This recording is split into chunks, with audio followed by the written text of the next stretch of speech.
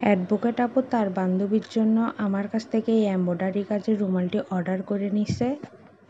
উনি এই সিম্পল কাজটা চুজ করে নিছে, বলছে যেন চারিপাশে এরকম দুই পাশে ঢাল দেওয়ানো মাঝখানে নাম দেওয়া, চারিপাশে এরকম কাজ করা একটা রুমাল তাকে যেন বানাই দিই।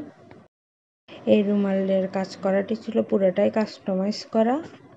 প্রথমে আমি এগুলো পেন্সিল দিয়ে এঁকে নিছি, এরপরে আগে পাতাগুলো কালো সুতা দিয়ে কাজ করে নিচ্ছি। এই এমব্রয়ডারির কাজে মূলত আমি ডাল ফোড়ার ব্যাক স্টিচ দিয়ে কাজটা সম্পন্ন করেছি, আর পাতাতে কালো সুতা দিয়ে ফিশ বন স্টিচ দিয়ে কাজটা সম্পন্ন করেছি। আর এভাবে রুমালের চারপাশে কাজগুলো করে নিয়েছি। একদম অল্প সময়ে ইজি প্রসেস নিয়ে আমি এই রুমালটা 1-2 ঘন্টার মধ্যে কাজ শেষ করছি।